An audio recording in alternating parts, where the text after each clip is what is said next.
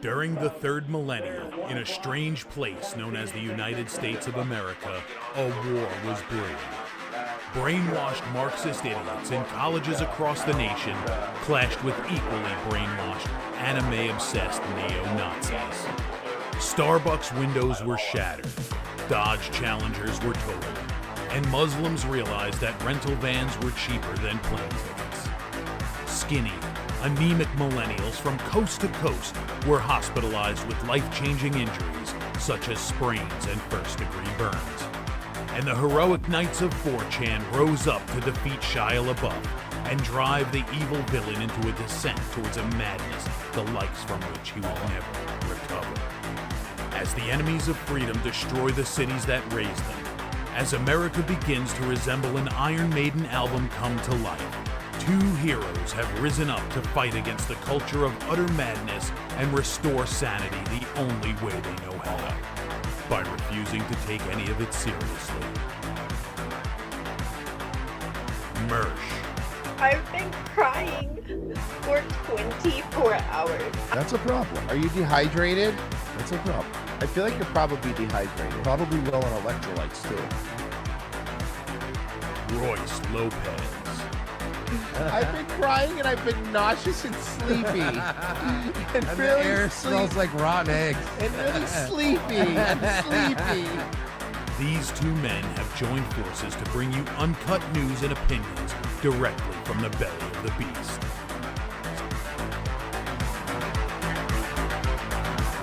Saving Western civilization one childish dick joke at a time.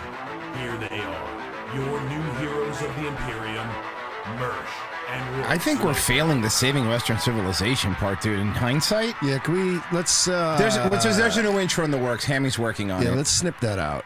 Yeah, there's a new intro in the works. Yeah, we failed. We lost. We lost. We're man enough to admit that we lost. We lost. That's We had fine. a lot of fire in our under our asses in 2016 or 2017. So I posted a short. It was a short. I think it was the one that you were talking about. Them, something political. He made a joke at the end. It was somebody commented like, "Man, what happened to you guys? You guys used to not take this too seriously and have so much fun." I'm like, "Have you not listened to our show? I mean, what about Norm Macdonald pretending he's Charlie Kirk makes you think we're taking any of... It's not about being serious. It's about things have gotten so absurd that for a show that has, but I will be honest with you, for a long time was pretty hard to shock when something happened. We're like, oh, who saw that coming? We're getting to that point now where we're like, okay, man, even some of the stuff happening now is like, now we're like when the Matrix ran too long... you let the RAM go too long before changing it, and it's going to crash. And instead of doing the right thing, because you've done it and I've done it, when your car starts glitching, I was just about to say. Instead of doing the right thing where you go, you know what?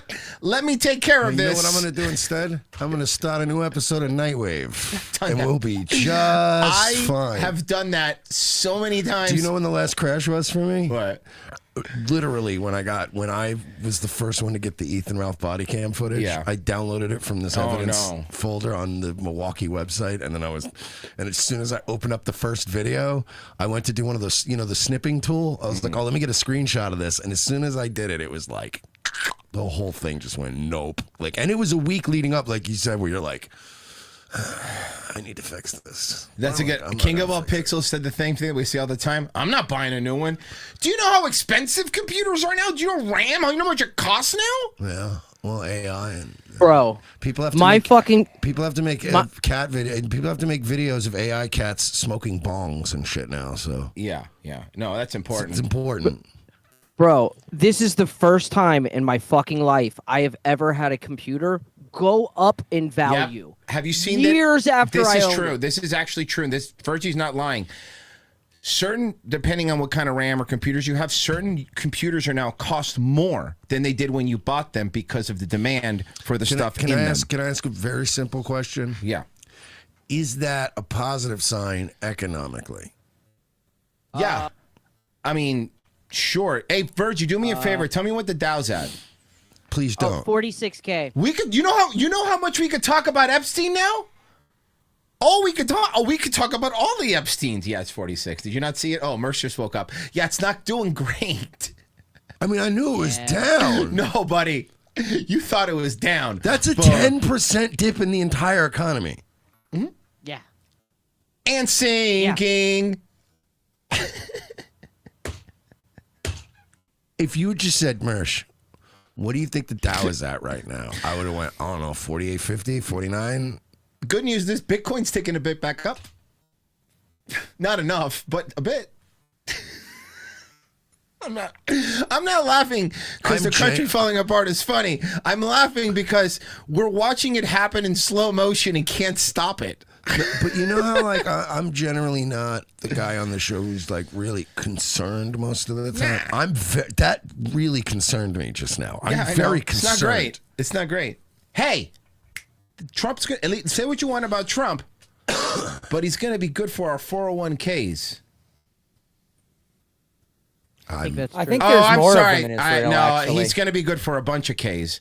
Yeah, this there's is more than More 401. than 401 of them. Yeah, So, thank you, Bessie. So, That was really funny. Joe Of Kent, course. Joe Kent, went on Tucker. And by the way, no. before he even went on Tucker, I want to point this out. The amount of front lashing going on before he even in the interview was historic. Oh, I did watch some of this last night. I had to turn it off though because I was driving down like a dark stretch of highway and like it was one of those where it was late at night. Oh, I get it. Oh, I'm gonna plow into a fucking tree. You know the problem with him is he is very stern. He's very direct, very soothing voice though. So you Both start, of them. I And know. it's So just- you're like, I was like, it wasn't that the topic wasn't interesting, but I was like, yo, I'm going. If you know I don't what the play, problem is? That's why Mark Levin wins. yeah, You can't sleep with Mark Levin in though because you shut the fuck up 5 seconds. I was like, if I don't put something really funny or like a DJ Premier song on right now, I'm gonna fucking crash into a fucking tree. I cannot in good conscience support the ongoing war in Iran. Iran posed no imminent threat to our nation. Iran posed no imminent threat to our nation. How did you read You know that? what the worst part about this guy too, on top of obviously like the fact that he's a traitor to this country, and Traitor to he's- our country. and a Treasonous. coward, and a coward, I've been Coward, told. traitor, treason. Paid off. Yeah, he's been Paid off, off. coward, traitor, treason. Yeah. The problem with him is also he's so ugly. That's the problem. He's such an unattractive How is he going to man. compete against the likes of Mark Levin going against him, that handsome fellow? This looks like they put Rand Paul in CRISPR Yo. and made him better. Like you got the fucking like you got the Captain America super soldier serum. Yeah, like Rand Paul's the baby Pokemon. This is the evolved Rand Paul. Oh, this is Grand Paul. Yeah, Grand Paul. Yeah, this is Grand Paul. They fucking... Pulsar. He would have beat the fuck out of his neighbor, even Yeah. with those Even noise with the noise canceling canceling headphones headphones. on. He'd have been like, bitch. And then he would have been like, 11 tours, motherfucker! His neighbor would have been going, tap, tap. Okay. I think this is key. I mean, this would be more challenging to explain had the Secretary of State, the President, and the Speaker of the House not come out and said that we conducted this attack at this time because the Israelis were about to do so. So that takes away the argument that there was an imminent threat, as in Iran was planning to attack us immediately. That just simply did not exist. May I ask you to pause? Sure. And so I've heard people say that, and this just happened, but history has a way of getting rewritten in real time. And then you look back 10 or 15, 20, 25 years later, and no one seems to understand the things that you saw because they've been eliminated. So I think it's important to stop and say, here's what we actually know. So I'd like now, if we could, just to play one of the statements that you alluded to, and that's from Marco Rubio, the Secretary of State. And this was short. Who, I want to be clear here, there's a lot of leaks coming out, and I believe them. There's a lot of people in his cabinet that are still in his cabinet that did not want this. I think Marco Rubio was one of them. But I think Marco Rubio made a little slip up and was snapped back into place. And remember, he had to walk it back the next day. Oh, actually, we had to. Shortly after this war commenced. Listen, if you stick with me, Mark, I'll get you Cuba. That's why he did it. I'll give you Cuba. You can have it. Do you want to be the governor of Cuba? Like the old American times when we just took over like an area and they were like, put a governor in there. He walks in dressed like an old sheriff. Just walks in. Well, this is my town now. No, he should dress like a governor from the like swashbuckling days. Oh, I love that. Like a Ponce? Ponce de like, Leon? like a nice, like the white puffy Oh, things yeah, and yeah. And the powdered wigs. You know? Right. Like dressed like the people Jack Sparrow fought. Yes. Got it. Like the guys who run the towns. Colonial. Yeah, Colonial governor. A colonial governor. Yeah, gotcha. And he was explaining as is his habit, It would fit the buildings. It would. It would really just go well with the architecture. It would match. It would match the aesthetics. Yeah. He pulls up in a fucking decked out '57 Bel Air. Beautiful car. Beautiful. As is his habit, in a thoughtful, precise way. Yep. Why? Here's Secretary of State Marco Rubio. And so the president made the very wise decision. We knew that there was going to be an Israeli action. We knew that that would precipitate an attack against American forces. And we knew that if we didn't preemptively go after them before they launched those attacks, we would suffer higher casualties and perhaps even higher those killed. And then we would all be here answering questions about why we knew that and didn't act. Okay, so that is his almost contemporaneous explanation, and it's not offhand. He reasons it out. He explains there's a logic chain there, and he says, we knew not that Iran was going to attack. He did not say that. Right. He said we knew that Israel was going to attack Iran, and in retaliation for those attacks by Israel against Iran, Iran might attack American forces. So the imminent threat that the Secretary of State is describing is not from Iran, it's from Israel. Exactly. And I think this speaks to the broader issue. Who is in charge of our policy in the Middle East? Who is in charge of when we decide to go to war or not? In this case, with what the secretary described and later on the president. I love the next thing I'm going to show right after this, after all of this, is the funniest thing. Did you see Trump's tweet today? I'm so glad you didn't. So we saw this. We're going to play a little bit more of the Ken thing, but just it's really important that I pull this tweet up right now from this morning from Donald Trump. I did see this. Okay, right. So remember. Good. Did you get the Japan thing I gave you? Yeah, I got it. Okay. So Israel, out of anger for what has taken place in the Middle East, has violently lashed out at a major facility known as South Pars gas field in Iran. A relatively small section of the whole has been hit. The United States knew nothing about this part. Now, imagine partnering with a country, right? Like, imagine partnering with a country in a war, because that's what we're doing. We're partnering with a country in a war. Like, let's say the last time we actually really did that was World War II. We've had other countries fight with us, sure, but we never really partnered with them. They weren't our equals. There are equals here, obviously. Imagine partnering with them, and then all of a sudden, they just start striking a fucking resource that if they were to destroy it would collapse the Middle East and the oil and all that stuff, and obviously give China, that would also give China a lot more power, by the way. Just put that on there too. And being the president and going, you better not do it again. You're not in charge. Is this something that somebody in charge would say? Can you fucking imagine this? The United States knew nothing about this particular attack, and the country of Qatar was in no way, shape, or form involved with it, nor did it have any idea what was going to happen. Unfortunately, Iran did not know this or any of the pertinent facts pertaining to the attack, and unjustifiably and unfairly attacked portion of Qatar's gas. By the way, unjustifiably and unfairly, Trump, you just said they didn't know. So by them not knowing and they thinking Qatar did it, they are justifiably attacking it. What is unjustifiable is Israel doing it without getting out with. By the way, not only did they do it, Mersh, because you know that they did it, but they did it with our weapons that we paid for, with our tax dollars. We're giving them stuff, and they're not even. Okay, whatever. Sorry. No more attacks will be made by Israel. Oh yeah? Did you speak to your boss about that, Donald? How do you know? Did they tell you they wouldn't do it anymore? They did this one. I'm sorry, but it also let me put it this way: is this the first time you're telling them? Because remember in June when they were doing the negotiations and Israel killed the negotiators? Remember that? Sometimes things happen. In which instance the United States of America, with or without... Okay, sorry. Listen to this. It's extremely important and valuable field unless Iran unwisely decides to attack a very innocent, in this case, Qatar, in which instance the United States of America, with or without the help or consent of Israel. Let me ask you a question, Donald. Do we normally need the consent of Israel? Because you're saying it like it's something we normally do, but this time we're going to forego Israel's consent. Because I kind of feel like they're not asking for our consent. This is very odd. It is really, listen, we have for many years said it, and I think now we're proven right again, rightfully so, that we are subservient to the whims of Israel and their lobby. That is something we have said. We've been called anti-Semitic. We've been called a bunch of things for it. But now, when you're literally seeing the president showing you that it's happening, what do you say to that? Like, how do you even counter this? This is not... An American president in this situation has two options if you're Trump. Number one, put fucking Israel in their fucking place. Not going to do that. Or number two, if you want to be a pussy-ass president, you keep your mouth shut and say, yeah, we did that. Because the other... now you have to own this, because the other option is... It's more embarrassing. I think it's more embarrassing. More embarrassing. Who gave us the coordinates of that girls' school? AI. Absolutely Israel. I don't want to authorize this level of violence and destruction because of the long-term implications that it will have in the future of Iran. But not Iran, dickhead. The entire Middle East. I will not hesitate to do so. Wow. Well, the entire world. I mean, if we're going to blow up like 25% of the world's fucking oil supply, it's not going to be good for us either. This one. Okay, here we go. And then this one is the one that set off Danny Bongos.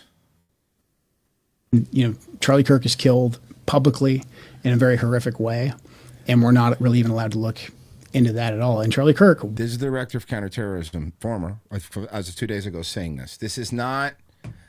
Yeah, I know. Was one of President Trump's closest advisors, and he also advocated heavily against a war with Iran. He was in the Oval Office in the lead up to the 12-day war.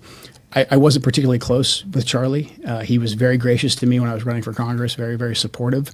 So we knew each other. And the last time I saw Charlie Kirk on this earth was in June in the West Wing, in the stairway. And I said hi to him, and he looked me in the eye, and he said very loudly, and it's a small, you've been in the West Wing, it's small, it's a tight space.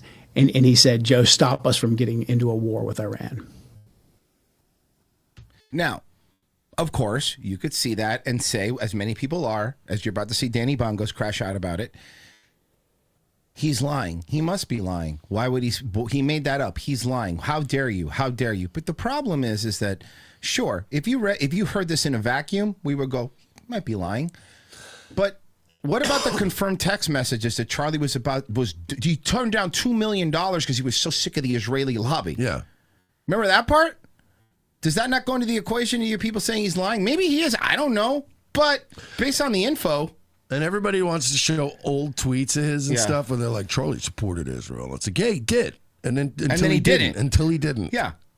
Very kind of like we supported Trump until we didn't.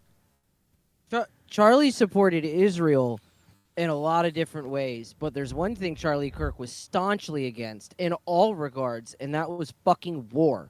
Yep. He was single-minded. And he walked off, and he went, I believe, into the Oval. So when one of President Trump's closest advisors, who is vocally advocating for us to not go to war with Iran and for us to rethink at least our relationship with the Israelis, and then he's suddenly publicly assassinated, and we're not allowed to ask any questions about that, it's a data point. It's a data point that we need to look into. Yeah, but what do you mean when you say we're not allowed to ask any questions? What if I was to say it gets so much worse in like 2 seconds? It does. It actually does. Yeah, this gets bad, dude. Trust me. When you say we're not allowed to ask any questions about that, we've been told that this individual, Robinson, is a lone gunman, and maybe he is. But the investigation that I was a part of, the National Counterterrorism Center was a part of, we were stopped from continuing to investigate. They stopped them from doing their job. What? Now, keep something in mind. Let me add to this just to really set this because people forget. Remember, during this time, we were told, and Trump believes it because he said it, that story that we said Iran was the person who hired him. Remember, they said that Iran is the person that tried to get him killed. Iran is connected. They tried to put Tyler Robinson in Iran. They tried to fit it together. They tried to stick it together. Now, let's say that's the story you want to put out there. Then I feel like if you guys think it was Iran, the main team that should be looking at this is the counterterrorism team, because that would be an act of terrorism. Yeah. And they were told to stand down? And the FBI will say that they stopped that because they wanted to turn everything over to the Utah state authorities. Everything's going to trial. It's very, very sensitive. But there was still a lot for us to look into. I'm sorry. An assassination attempt on a United States president is they thought that it just handed over to the local law enforcement. Well, this was Charlie Kirk. Oh, sorry, Charlie Kirk's I murder. apologize. You're right. That I can't really get into, but there was still linkage for us to investigate that we needed to run down. And I'm not making any conclusions. I'm not saying I don't think you are. Because of this happened. I'm not saying that at all. I'm just saying there's unanswered questions. Now, you heard him very clearly say because of this happened. Do you want to know using this article, you want the New York Post, owned by Rupert Murdoch, do you want to know what the title was? Joe Kett makes dubious conspiracy theory claim that Israel's responsible for Charlie Kirk's death. Did he say that? Did you hear him say that at any point there? No, I don't think I did. He didn't say that. He didn't say. Well, He didn't say that. Now, get ready. And like Joe Kent's their worst nightmare because he's like literally just a decorated veteran, and he's like he almost seems borderline autistic. Like Decorated veteran, 11-time deployment, dead wife. But like good demeanor, good looking, like quiet demeanor, just very direct, and just seems like honest. He'd say it's your worst nightmare. He's like what the G.I. Joe telling you the moral of the story was in every episode. That's who he is. You know, I mean, if an attempted murder of a presidential murder of a presidential candidate, and then there's another assassination attempt. There's been multiple public breaches of President Trump's security over the last year.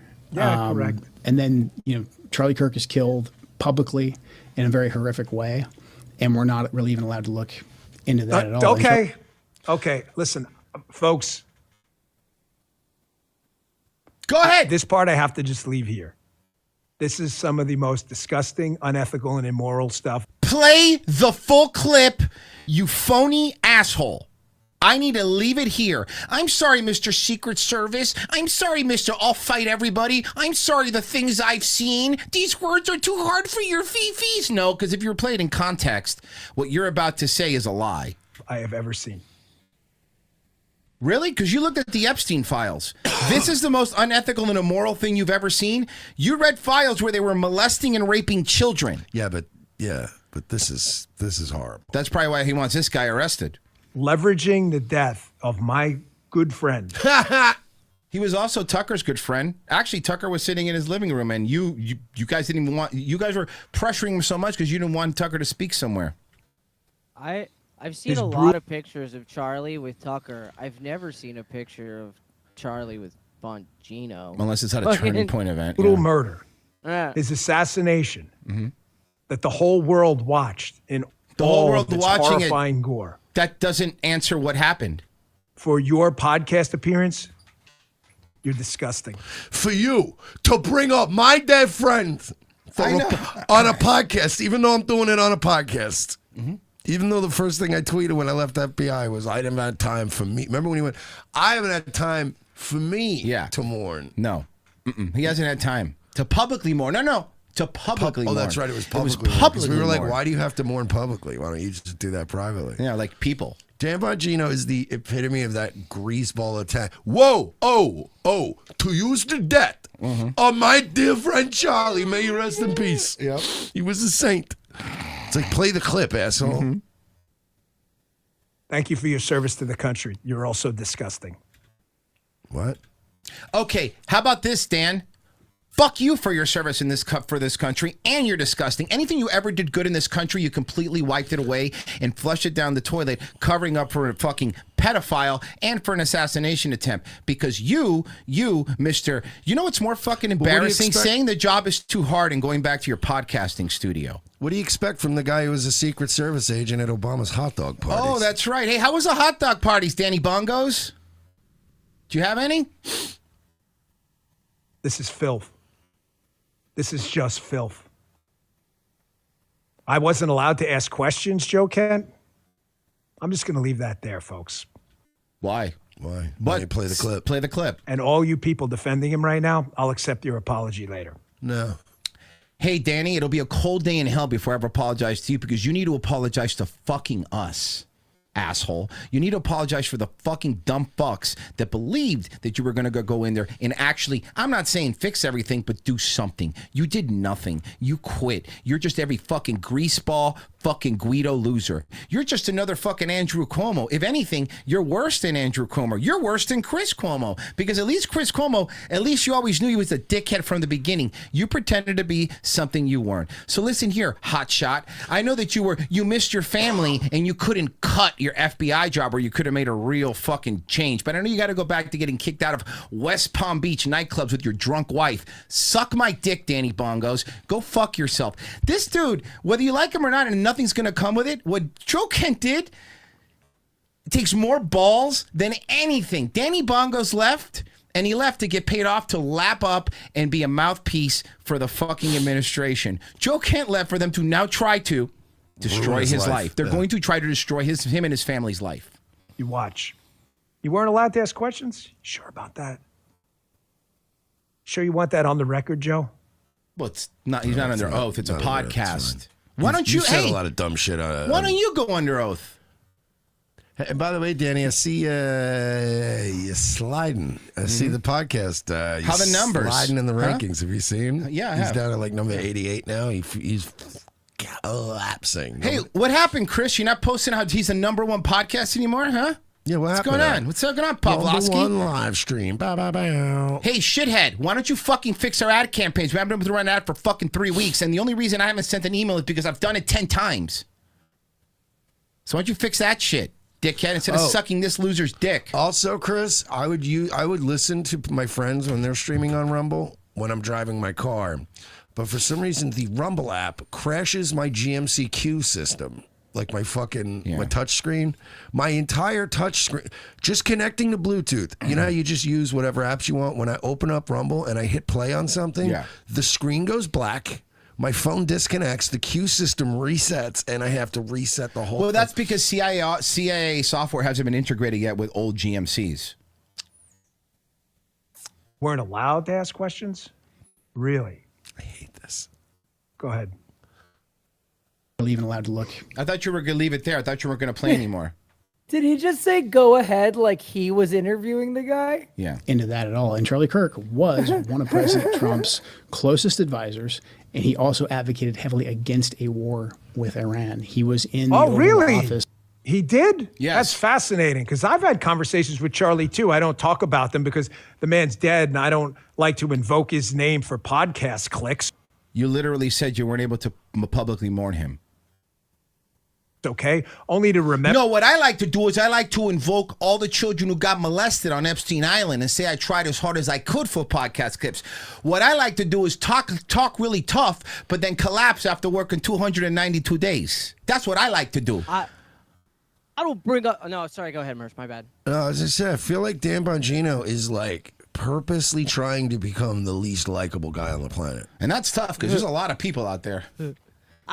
I don't bring up my dead friend for podcast clicks. I just attend events where they have pyro and his wife does a sermon on the mount for Israel. Yeah, exactly.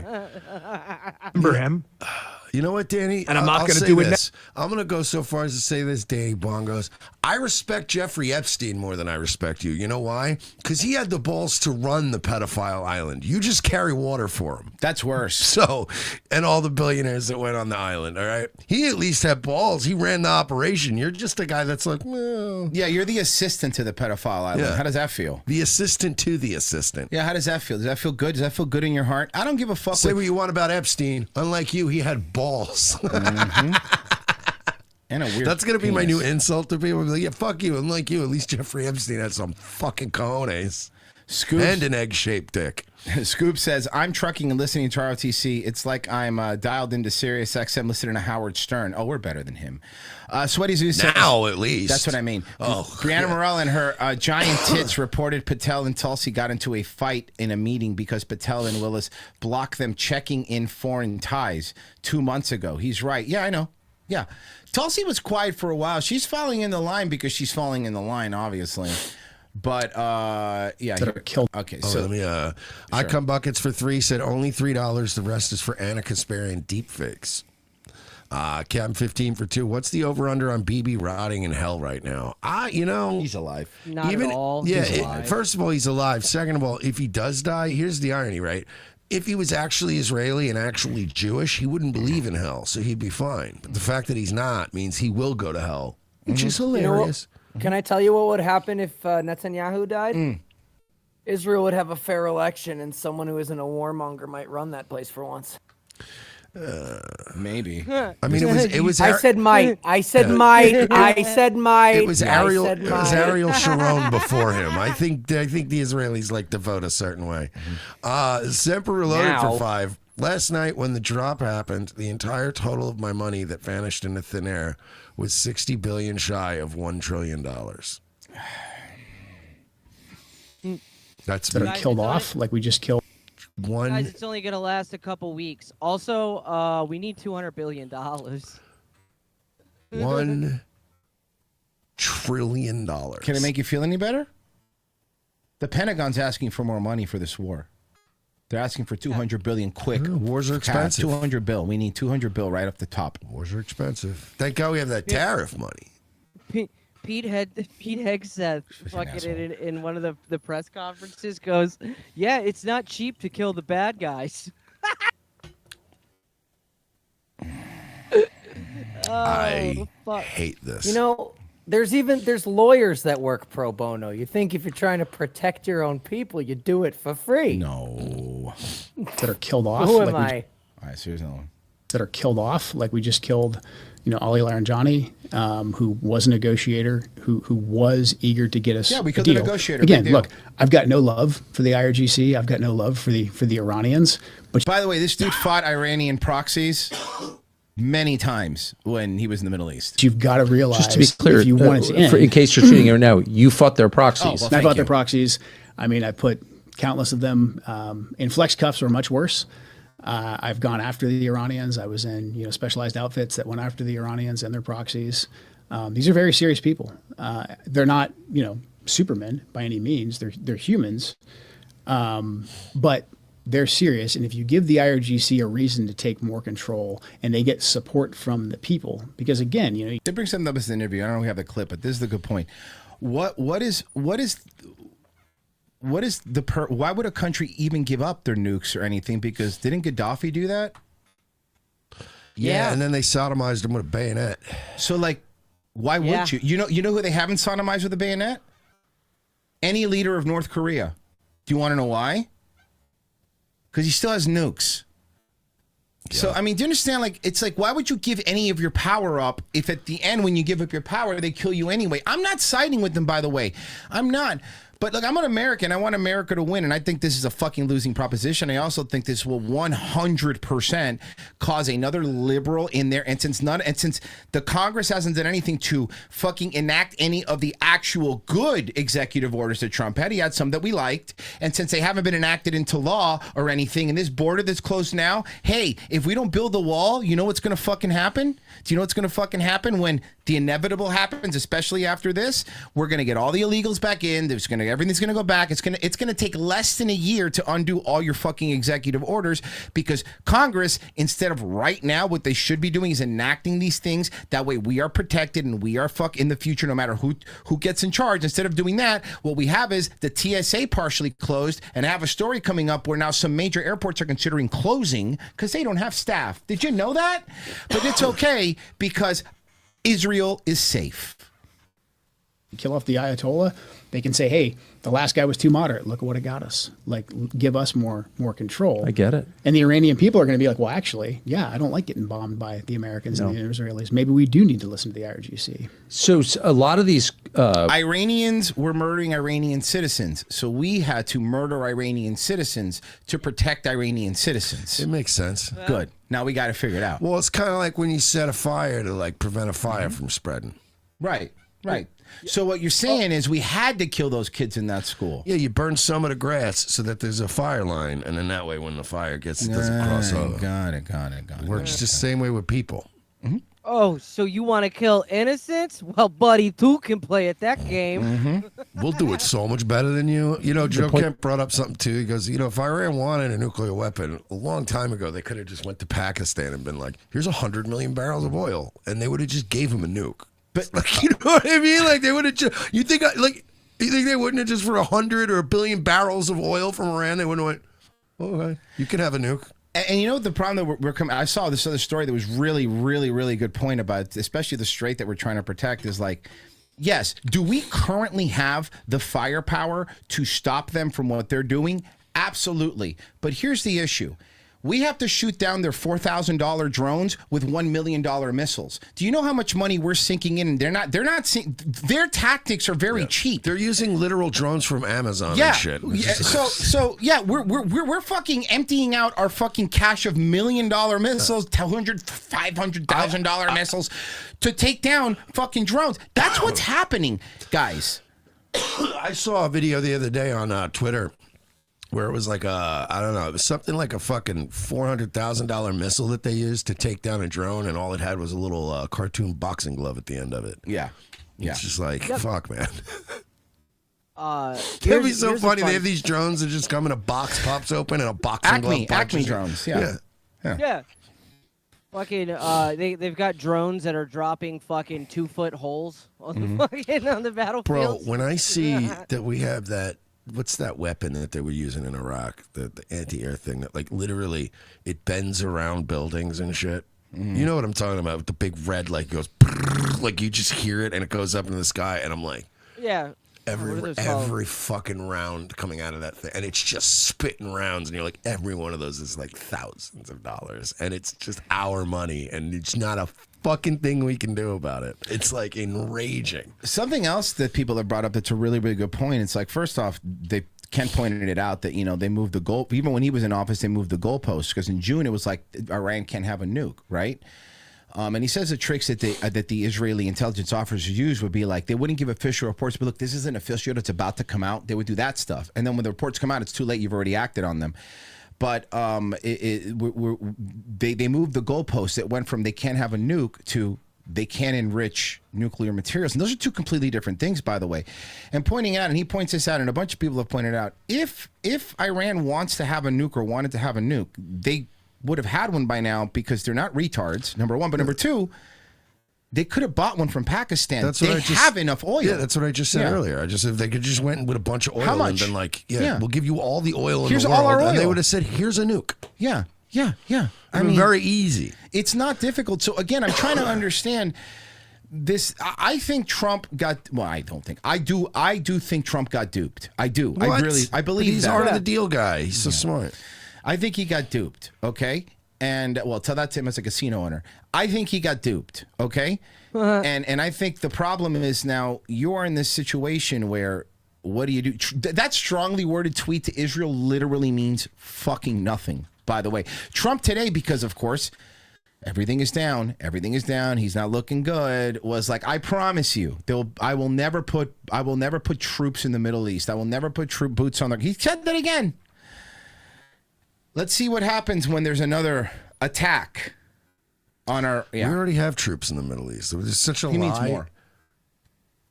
I'm just saying. Motherfucker, we have a lot over there already, and they're still in danger and fighting a war. Like, so it's not, this motherfucker. Maybe we do need to listen to the IRGC. Hey, you guys want to hear a fun little stat? Because everybody, all these pro-war Trump tards fucking all think that like, oh, America can just fight this war forever. We can just keep doing this forever. Do you know how many Tomahawk missiles get made every year? How many? 100. Ooh, that's not a lot.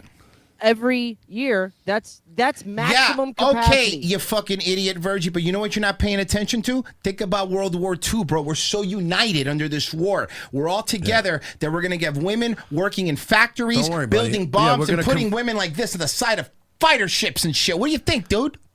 Yeah, we got plenty of factories. Look, we got too many energy drinks, so we'll take over some of the energy drink factories. I think the president is fucking up. And hold on, and we do also have to import. We have to import Koreans to build batteries. So obviously, we're going to be able to fucking amp up the missile production in this country. Yeah, there's one place that makes them. So since the 90s and Tomahawks started being built, the United States government had 4,000 Tomahawk missiles total. We have to have at least a billion now. We can make actually we have only 4,000 missiles, and that's every fucking missile that we were capable of building since the goddamn 90s. Do you know how many Tomahawk missiles we've dropped so far in Iran in 20 days? It's like 4 or 5. 400. Oh, it's a little more. So okay, so we still got plenty. Yeah. We've already used 10% of all of our Tomahawk missiles. Virgie's a fucking guy. It's like counting dollars and cents, and we haven't been at the bar that long. Like, calm down, bro. We still got plenty of money left. Yeah, we're fine. Call your Coke guy. We'll be fine. They should just get one of those. They should just get a giant version of those Sunday to Saturday pill containers and put a little bit of Tomahawk missile in each day. So they can at least, spread it out a bit, instead of blowing their load all at once. Somebody said, I'm sure they don't make the real number public information, right? Because it's probably less. That's probably less. Just like the unemployment numbers, they never give you the real ones because it's much worse than you think. 300 of them are just a perspective painting on a flat board. Yeah, seriously, it's on the. It's like no, really, it's like when you go to Universal and then you have some buildings, but in the back is just a painting like of New York City. The chalk art that looks 3D when you're at a certain distance. I'm sorry, guys, but anybody giving this fucking country, regardless of who's in charge in the past like 15 years, the benefit of the doubt, what's wrong with you? But you know who I wanted to hear about this? Stephen A. Smith. Oh, yeah, I want to hear his brilliant takes. Well, wait till you see how quickly. It's the funniest thing. You'll see. I think the president is fucking up. But I don't support that. What, leaving? And to the Jewish community out there, let me be very, very clear. I don't blame them if they're in an uproar over Joe Kent, because why would the Jewish community be in an uproar over Joe Kent? What you're doing is basically saying that Israel instigated this war. Well, Benjamin Netanyahu is on a... Hold on. Israel, hey, Stephen, Bud, Israel is on record as having instigated this war. They're not even hiding it. They're like, yeah, we attacked. Proud of it. Wait, watch this. Well, Benjamin Netanyahu is on a record saying no. Well, case closed. No, you can't go home. He's on the record. You can't leave. He's on the record. Look, the guy who's been criticizing LeBron for 20 years knows a little thing about foreign policy. I swear on my life, I have not seen this clip. No, I know you haven't. And I did not know we were going to even use the same verbiage I know, it's and say the exact opposite thing. What? By the way, they literally came out and said, yeah, we did it first. They were going to attack us. Yeah. Marco Rubio said that. Israel instigated this war. Well, Benjamin Netanyahu is on a record saying no. Other Israelis and other members of the Jewish community are saying no. Okay. And a statement like that by Joe Kent could easily be used as an excuse for individuals out there to engage in anti-Semitism, which is fomented and grown, and we all need to speak out against that. So you just... What? He's the dumbest person that's ever lived. I think he might be. You're just an idiot who's always wrong. Yeah, always. And you never pay any consequences for it. Never. That's awesome. Mm-hmm. Another poll I personally did on X. Again. Look at his poll. This is his poll. He posted it. Over 15,000 responses. I asked the question, did the U.S. enter this war on its own terms or because of allies? On my X platform, Stephen A. Smith, 75% said the war is being influenced by Israel. That was your poll. That was your poll from your page. That's really funny. Come on. That's the clip. 75% of you was wrong. All right. Oh, fuck. You're not MAGA. I don't give a fuck. Did you see Trump with the speaking to what's her face from Japan? Thank you, President Ching Chung. We no, appreciate Mersh, did you see? No, really though, did you see this? No, it's wild. Oh my God, it's amazing. Okay, check this out.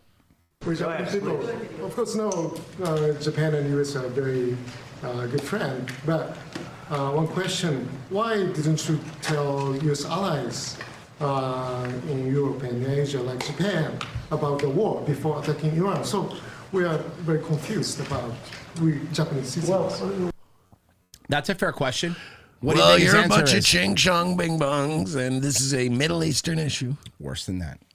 Oh, better. Okay, worse. Yeah, worse or better, depending on... If we need some samurai to back us up, we will conscript you. Worse than that.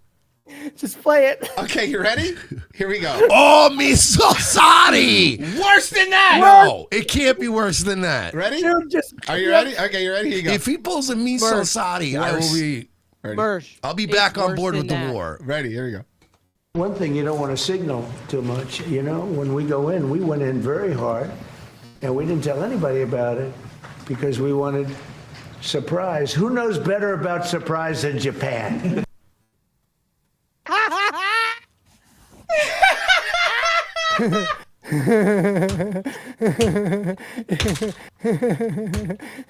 It gets better.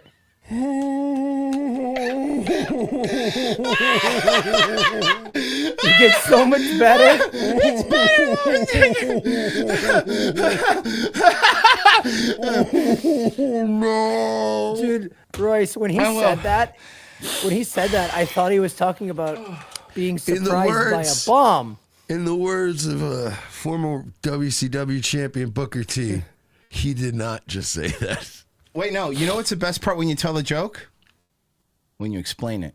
We wanted surprise. Who knows better about surprise than Japan? Okay, why didn't you tell me about Pearl Harbor? Okay, yeah, like explaining the joke made it lose the magic. You should have stopped at who knows more about surprises than Japan. Anyway, I'll be here all night, folks. You should have told me about Pearl Harbor. Well, they did tell. The president did know about Pearl Harbor actually at the time. Did you know that? Yeah, that is true. We did know about Pearl Harbor actually. Okay, right?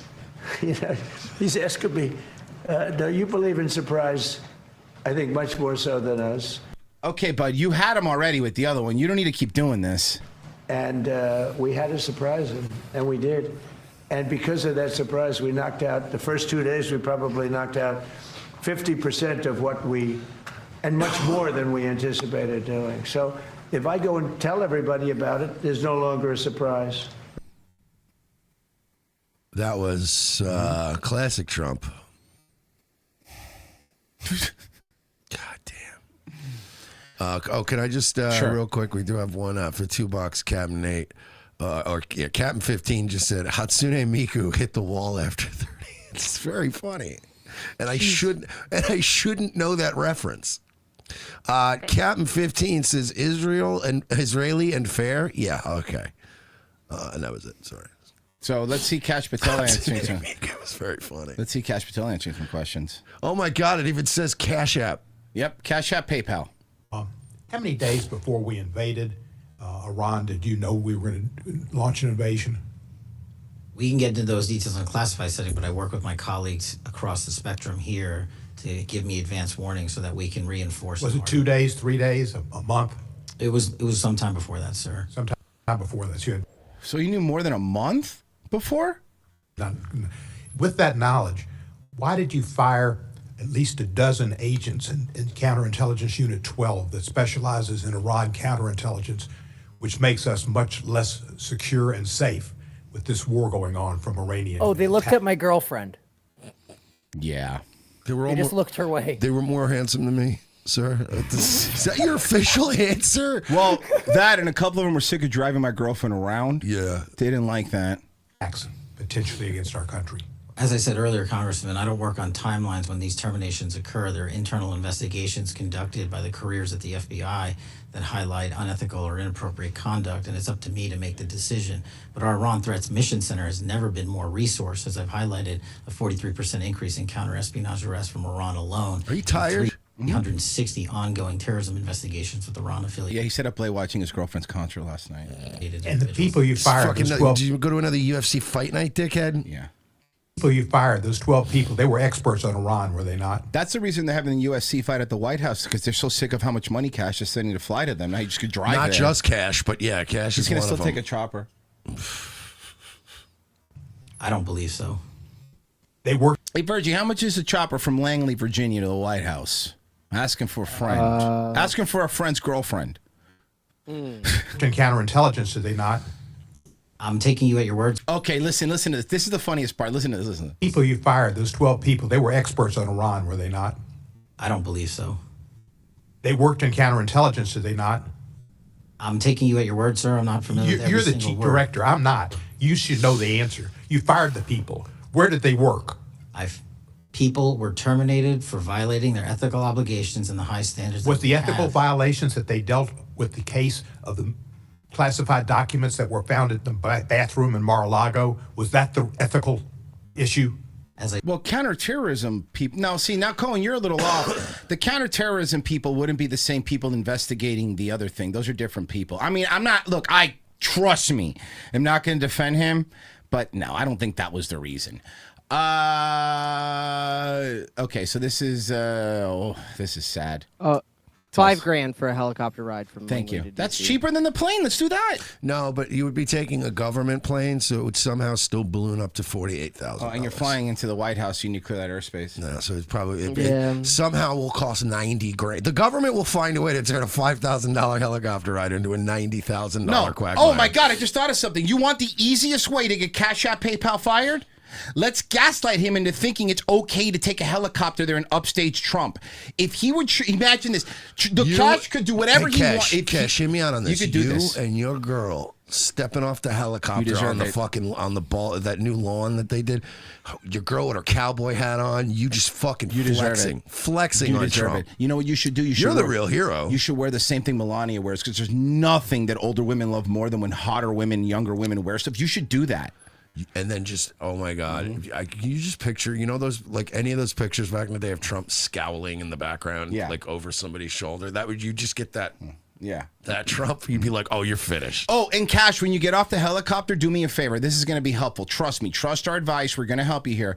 When you get off of the helicopter, what you're going to want to do is you're going to want to say, Daddy's home. Do that when you loudly go, Daddy's home, and then go hug Theo Vaughn. Go hug Theo Vaughn. Give Rogan some daps. Lose Cash App. He was a good guy for a while. We found out he was a gay guy. Oh, no, really? Found out he was a gay guy. We got rid of him. He was the one having sex with Elijah. He was leaking. That's wild. He was leaking, all right, from his asshole. Sorry.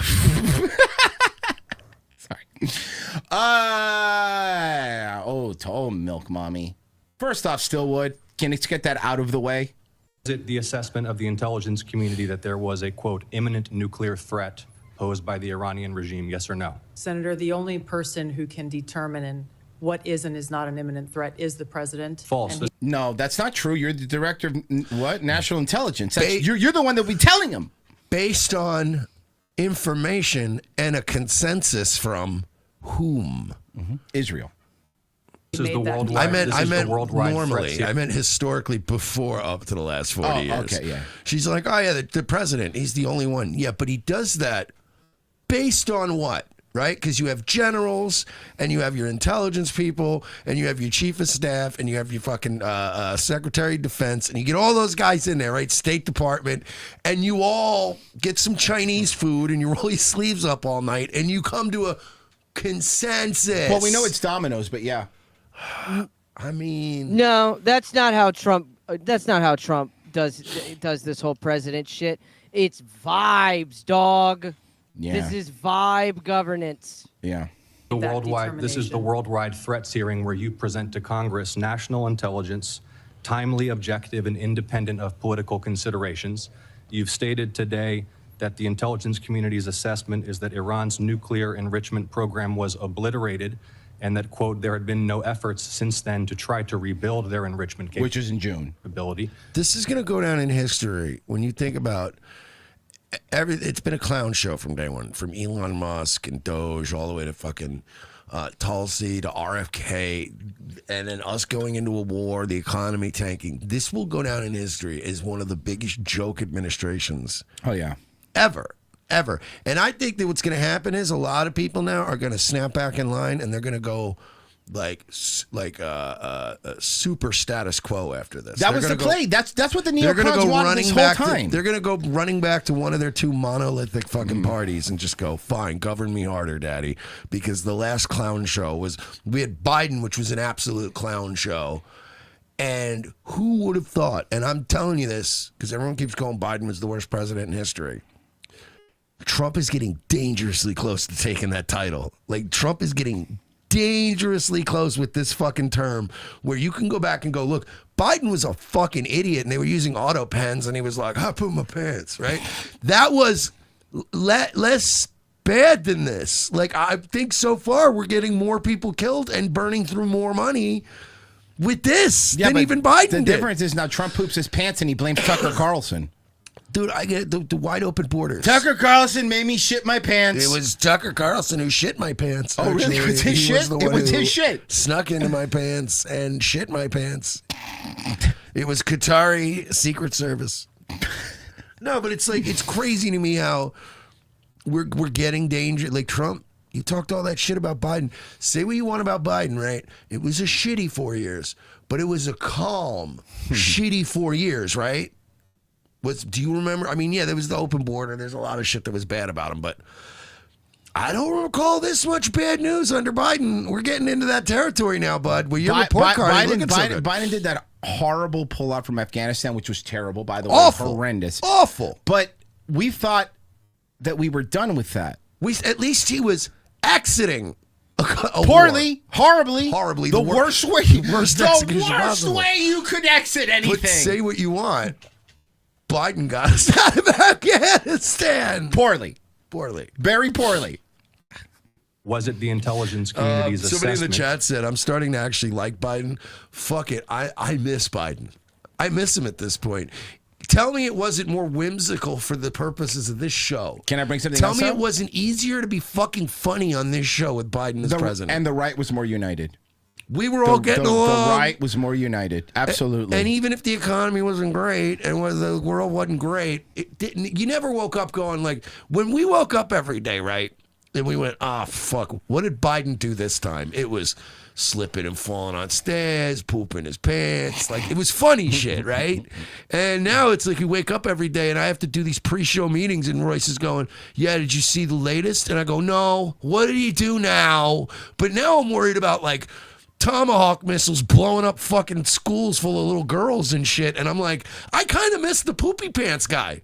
I miss Poo-Poo Pee-Pee 2020. My point is if you're going to sit here and rightfully criticize Obama like we did, like I did for years for bombing at Doctors Without Borders, then you cannot sit here in the right mind and not criticize Trump for bombing a bunch of school children. You can't excuse that away, and you can't blame Iran for it, guys. You can't. We're the best military in the world. Our job is to make sure that we don't kill innocent people, and I'm not saying that we can't always do that, but I mean, we were 0 innocent people we didn't get to this war.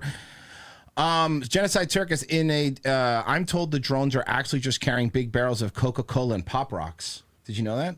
Genocide Circus says, don't say daddy's home. Come out the plane with the song Daddy's Home by Usher playing on the speakers. Oh, that would really piss Trump off. By the way, there's people in the chat kind of arguing with me saying like Obama was the worst or Jimmy Carter was the worst. Look, it doesn't matter. The point is Trump is still in halftime. You know what I mean? And you're talking about a basketball game where Trump's only down by like 20 points. We're at halftime. It's basketball. It moves very quickly. You could go get a beer and then go smoke a cigarette outside, come back and go, whoa, okay, they're within 4. So all I'm saying is, unlike Obama, unlike all these other guys, Trump still has time left on the clock. So but also unlike Obama and unlike Biden, I didn't vote for them. See, that's the biggest. That's got to be the biggest selling point to this. I Regardless, didn't vote for him this time. Yeah, regardless if you're the biggest or or the lowest or in the top, it doesn't really matter if you think about this. But I will say this: is he the biggest disappointment? Yeah, absolutely. He's the biggest disappointment that I could say I've ever supported and voted for. Absolutely, the biggest disappointment. And that's the problem. The problem is that you could all those guys are horrible. Dude, listen to our shows for years. All we did was make fun of them. Listen to the Biden presidency. That was our entire prep. It was easy. It was easy to make fun of him. Horrible stuff. Horrible on the border. People are dying. Ukraine war. All that shit. 100%. But this hurts more because you support this guy, and then all the other people that were there that got him elected, now you're calling they're not MAGA. They're not MAGA. Yeah, they are, dude. He left MAGA, dude. Now, whether you want to say Trump is MAGA, if Trump is MAGA, I'm not. Or the reality is the people that really are MAGA are the people that left. The people that actually want to make America great again and not Israel. You got to live with that, guys. And at the end of the day, you can fucking yell at us all you want, and you could do the fucking Steven Crowder. We shouldn't judge this movement by the people that left. Okay, but you're going to have to judge the midterms that way. Yeah. You realize, too, it doesn't matter if it's a business, a church, or even a romantic relationship. There will be people in life that will leave something, and they'll still care about that thing. But they'll just go, I can't be here. This is toxic. Like, I can't do this, right? No. It doesn't mean they don't love the church anymore or they didn't love that person anymore. They're just saying, you have done enough shit now that has wholesale damaged this relationship. I have to go for my well-being.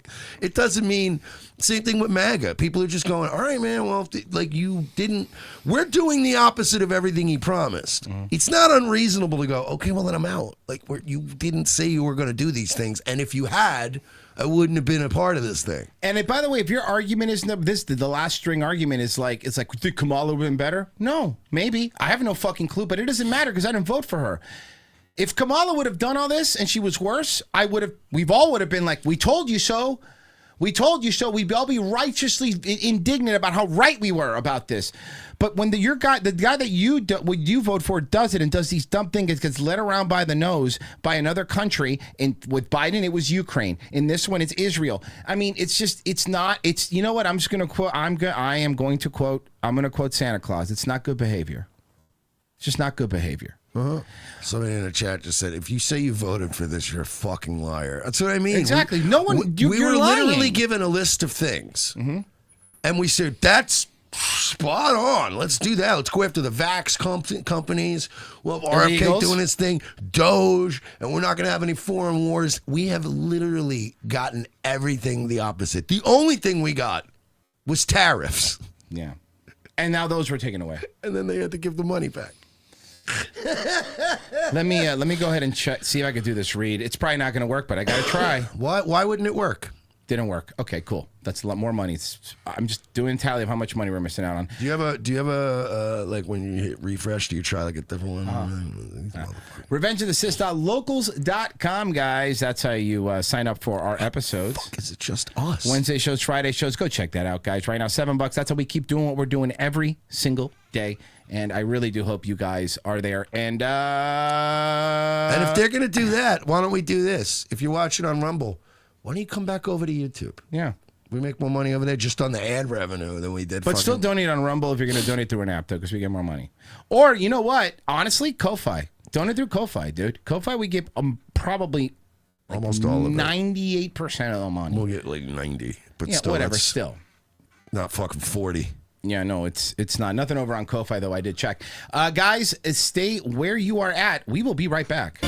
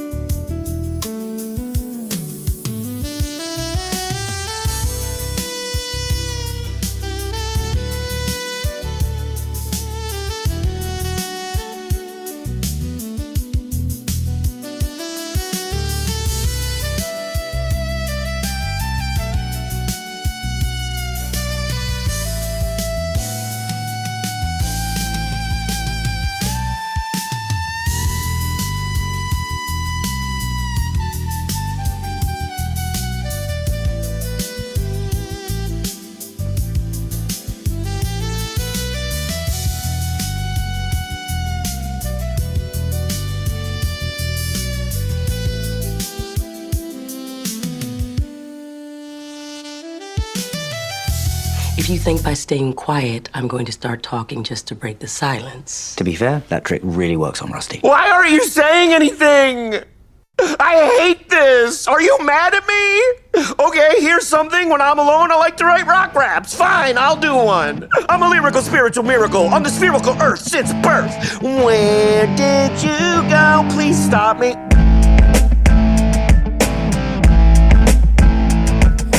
Second hour. ROTC, thank you for staying with us today. It's a Thursday show. We do appreciate you being here. Appreciate it more. We signed up on Locals. It was a great local show yesterday. You definitely missed a banger of an episode. They usually are. A little more loose over there, you know? Hey, Papa. Yeah. Play the thing I just sent you. Is it good stuff? It's probably good news. When the Virgie sends me stuff, it's it always brightens.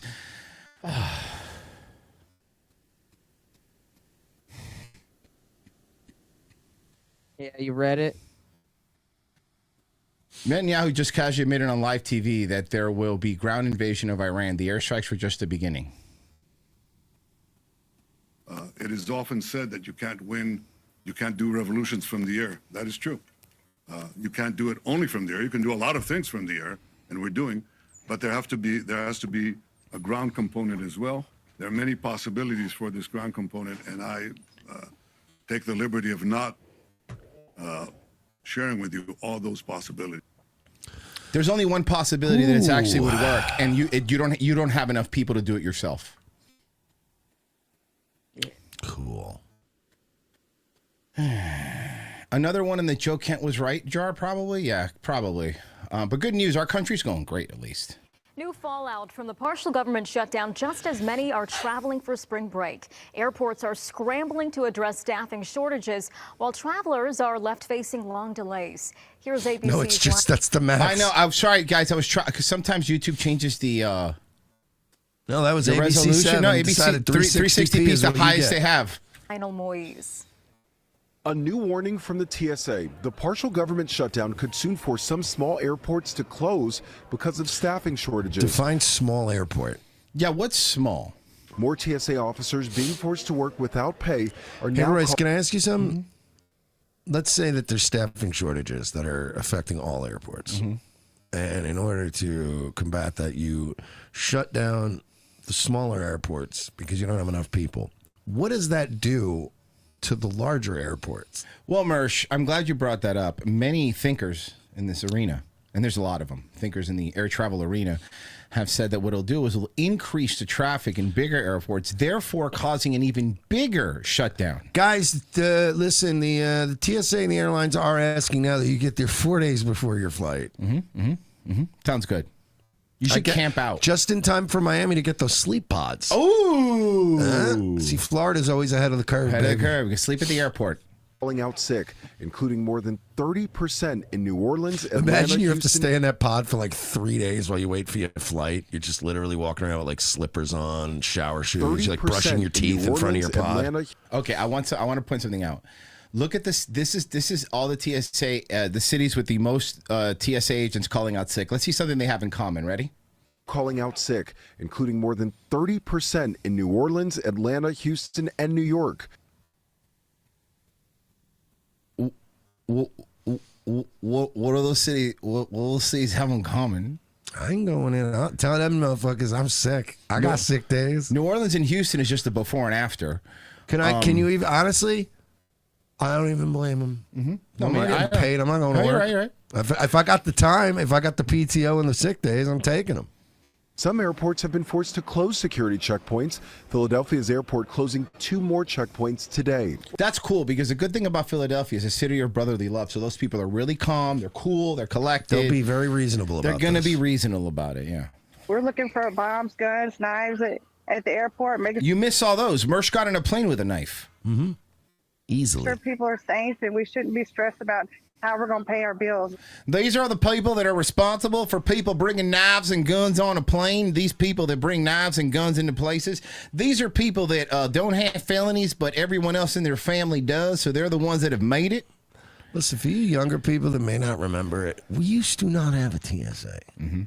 We used to not spend trillions of dollars on this retarded apparatus. By the way, but to be clear, airports did have security. Yeah. But it wasn't the TSA. It was very bing, bang, boom. Quick metal detector, bing, bong. All right, boom. Yeah.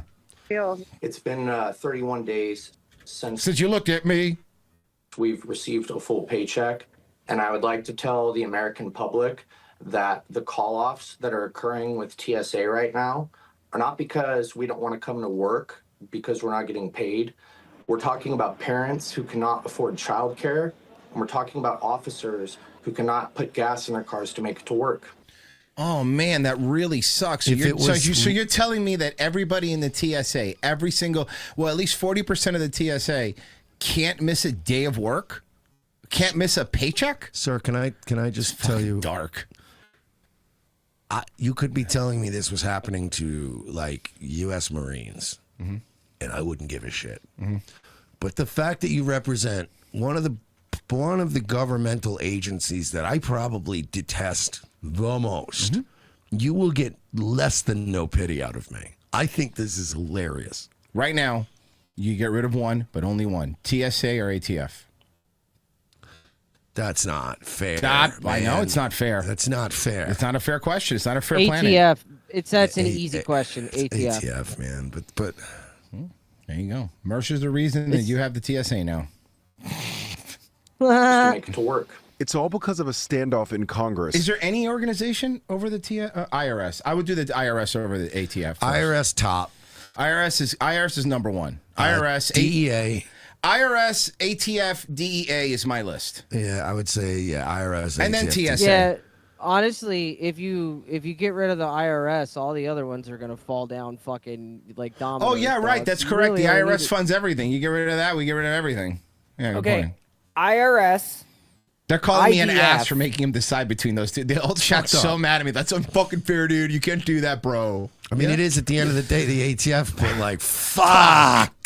Like sitting there watching. And then every time you're in an airplane, you're like, I should have said the TSA, right? Watching the head of the TSA leave my office with a smug smile would still kill me inside. Like, you fuck, by the skin of your teeth, you survived, you cunt.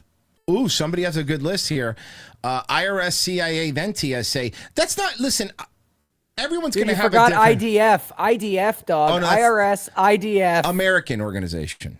Oh, IDF. Okay. IRS, all right. IDF. See what? Yeah, I walked right into it like sucking fucking something the coyote painted on a side of a wall. I walked into it nose first. God damn it. Also, like the TSA, right, could be even gutted because if you think about it right now with AI, we already have all these machines and shit, right? We could really cut down on the TSA and still get those lines moving if AI just scanned everything, scanned your body. Because we're already heading in that direction anyway. But I'd rather not. Well, that's why Clear's so fast. Yeah, which is why. But I would rather not have like a fucking a sassy black woman yelling at me. You know what I mean? At least the machine would just be like, "Please step forward." Bing. You know, and you just walk in and they scan your thing. And if I want a sassy black woman yell at me, I go to Vegas and pay for that. There you go.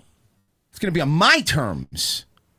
Democrats are refusing to fund the Homeland Security Department until Republicans agree to changes in immigration enforcement. Democrats want to require immigration agents to get certain warrants before searches, and they want to ban agents from wearing masks to protect their identity. There has been movement in the negotiations. The Trump administration has now agreed to expand the use of body cameras, limit immigration enforcement. I want body cam. No, here's the thing. I'm a big. Here's the thing. Yeah, body cams are great because it always proves you idiots wrong. All you lip fucks. Let me tell you something right now. This is exactly the body cameras is something that backfired on the left really hard because they were the ones fighting for body cams. And also, to be fair, to the right, police unions were like, we don't want body cameras. What are you saying? We're liars?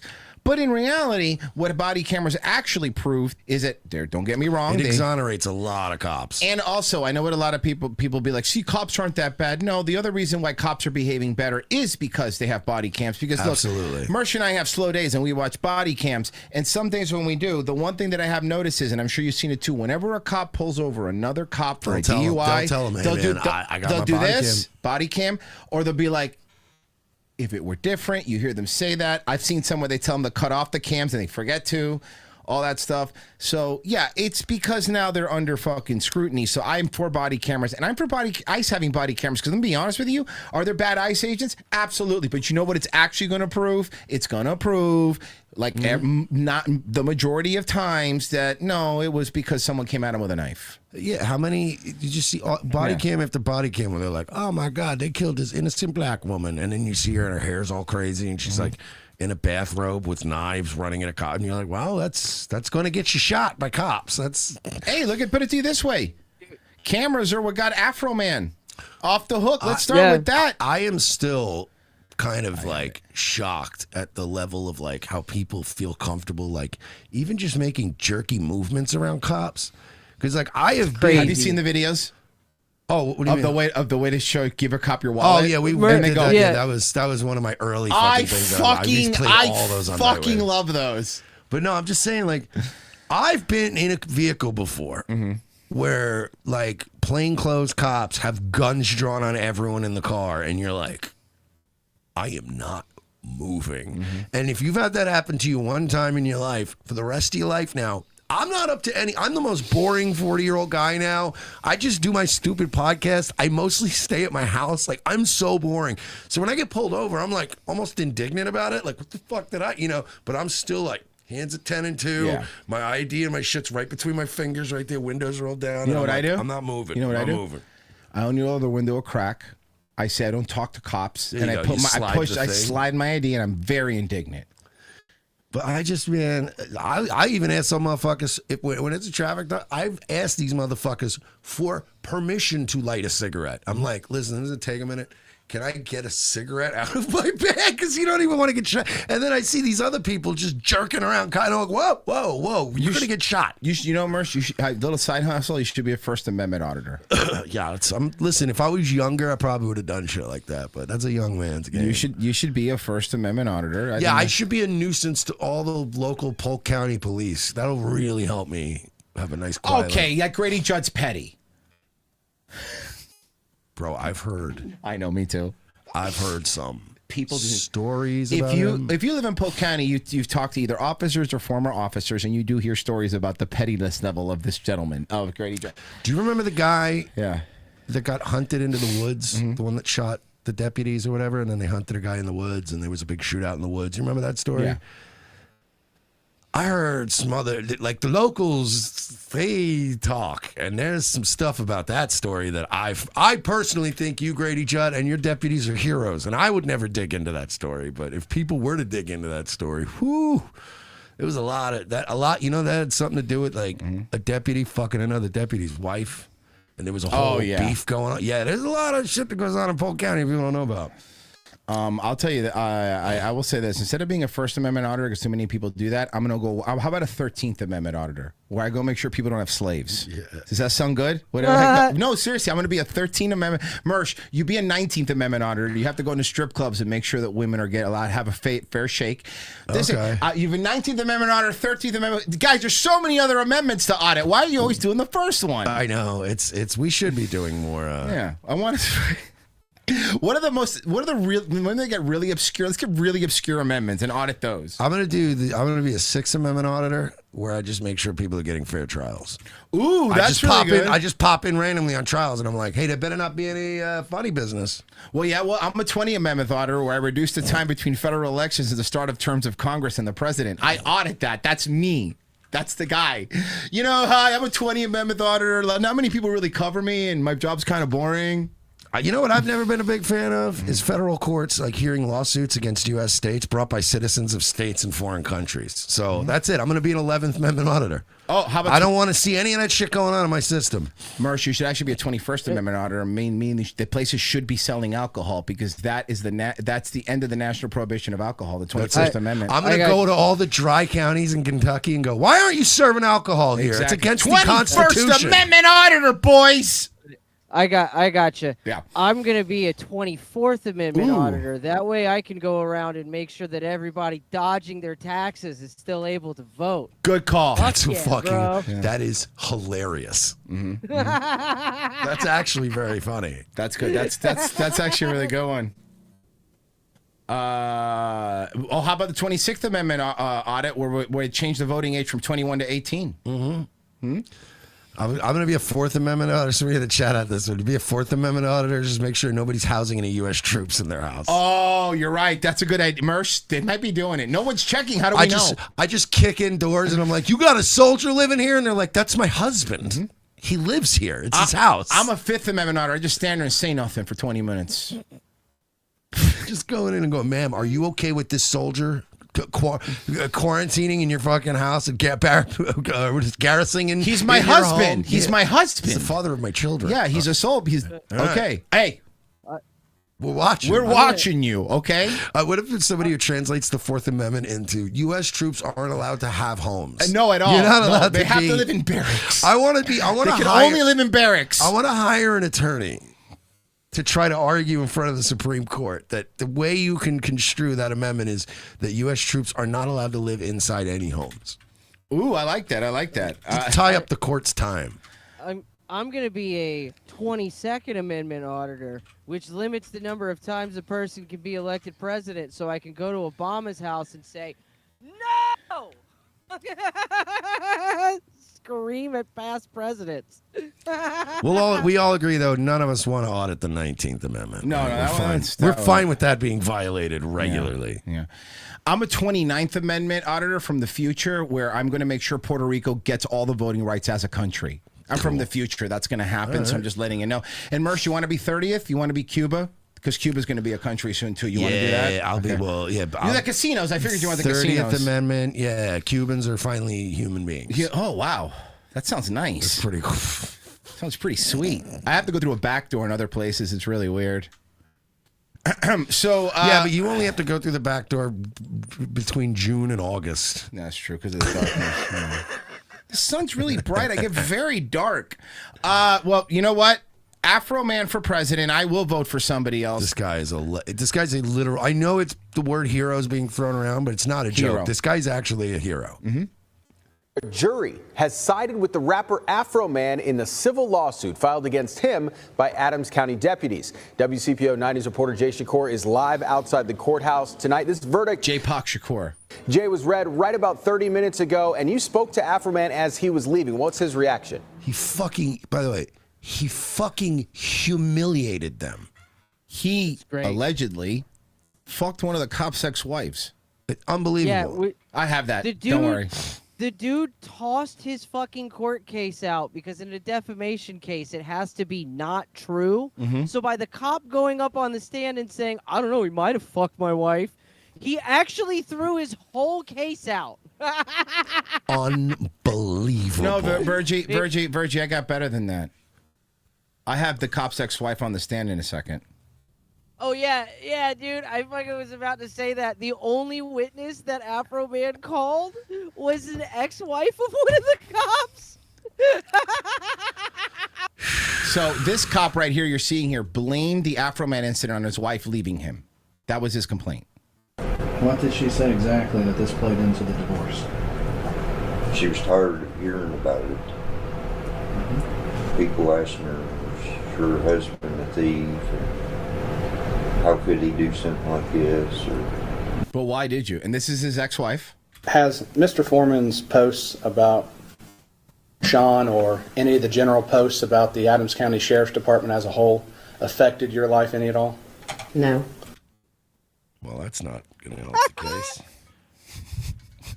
You just blew your whole ex-husband's whole case up. Why would you give your ex-wife an opportunity to decide your future? What? This guy is retarded, though. Can we say that?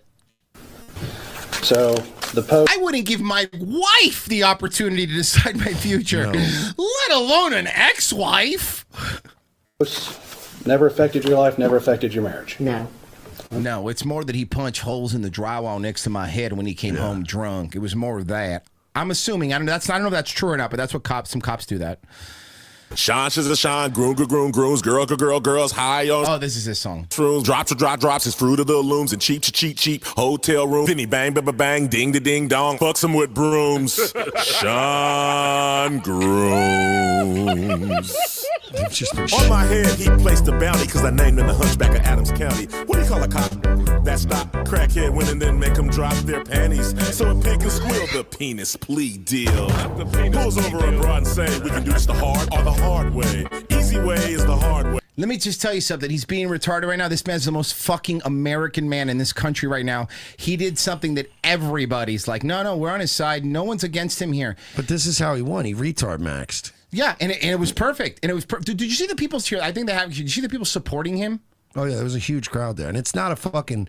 By the way, Adams County is not a very easy place to get to. No, like it's not near a fucking major airport, and even if it was lately, it's not. It wouldn't have helped. That's right. Afroman had a very emotional reaction. The jury, as you mentioned, siding with the rapper Afroman, whose real name is Joseph Foreman.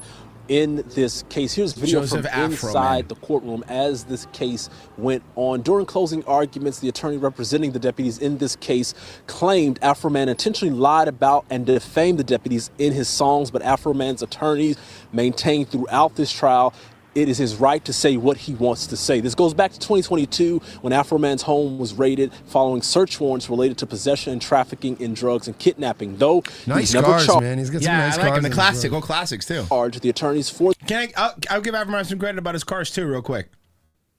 They're not typical black guy cars. They're not like, Escalade. Those are some nice old, it's an old vet, some old classics. Well, the green one is very. Okay, that's a black guy car. That's kind of a black guy car. That's- The other ones aren't. That's literally Big Smoke's car from San Andreas. Oh my God, huh? it is. That's nice. He's got Big Smoke. That's Big Smoke's car. Wait, did he specifically get it because of that? Because if he You did, gotta that's wonder. really cool. If he did, that's kind of cool, right? I mean, That he sounds like strikes he me should as the have a kind of really guy good- who has smoked a lot of weed and played a lot of San Andreas in his off time. I'm going to look it up. I guarantee you he probably was playing San Andreas and was like, I want that car. He was never charged. The attorneys for the deputies suing say Afroman used security video from the raid on his home and put it in a music video using deputies' likeness without permission. Again, this jury in Adams County finding I love people ruining media shots. did It's my not favorite thing. defame those deputies. Here's Afroman speaking directly after that verdict. I didn't win. America won. Hell yeah, brother. America. I couldn't find anything directly connecting it to Big Smoke, but holy fuck, it's It's his custom car. wrapped Rolls Royce Phantom. It's, yeah. Yeah, if he custom America wrapped it, it's gotta be. Still has freedom of speech. It's still for the people, by the people. Hell yeah, brother. That's his fat wife or girlfriend. Afroman becoming emotional there as he says this fight was bigger than His him. girlfriend. It was about free speech and what he describes as corruption Nah, dog. in this Wife. sheriff's His wifey. department. I Wife. spoke to one supporter who came all the way from Dallas. I have more on that and more reaction from the rapper tonight at 11 in Adams County. The people that were interviewing too were like just white people. Like, I don't even listen to his music, but he should have the right to do whatever the fuck he wants with his footage. He made so many new fans that never knew who the fuck he was. This revitalized his career. Yeah, absolutely This revitalized it. Cataboba on Locals donated and he says IRS, LAWs, and PDFs, and bring back Toys R Us. And by the way, Catababo, that's the guy who made us all those delicious tamales. Oh yeah, that's right. Those tamales Thank are you, man. fucking awesome. Thank you. We were just talking about him today on Daywave.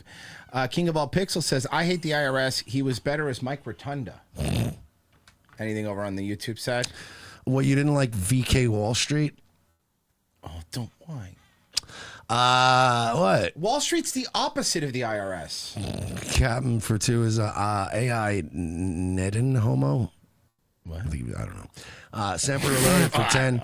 I asked Grok to use the daily cost of Iran as an average to project the yearly cost and add everything we give to other countries per year.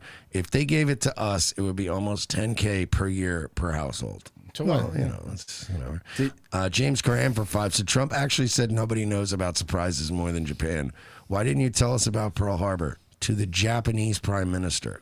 Good God, man. That was amazing. That was so good. I really enjoyed that.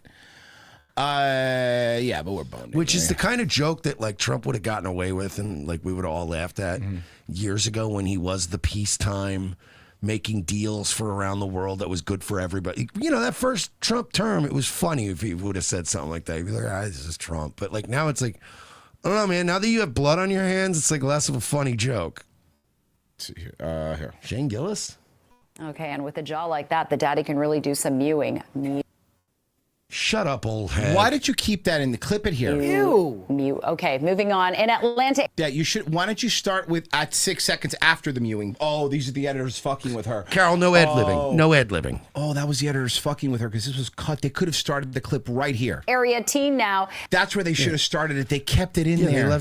They hung her out to dry. Oh, that's funny. Has grocery bagging bragging rights. He has been named the best bagger in North America or in America. Well, yeah, because he's in Atlanta. He has to do it at gunpoint. At the National Grocers Association Championship Oh, in Las Vegas. hold on. 18-year. It's a Publix boy. Hold on. Yeah, Publix guys always win. Publix boys rule, dude. Rock. Dude, and I don't know if all the Publix are the same, but I've been to enough of them, and I don't know if yours are like this over there, your area, but Publix always has this one kid who's definitely retarded, who's the best bagger. Yep. There is this one kid who is absolute, you could tell. They're not always retarded, but sometimes they're just a little off. Yeah, I'm you sorry. know what I mean? I'm sorry. Not full down, But they're a little off. He ain't retarded, but something ain't right. And he really wants to carry my groceries to my car Yeah, for you're me, like, and I'm like, I'm able-bodied, man. Like, save that for an old-ass lady or something. I'll get one bag, and they'll be like, you want me? I got it, man. Bro, does it bother you when you see, like, perfectly healthy boomers? I saw it happen. No, worse Making than a a kid boomer. bring the fucking... Worse than a boomer.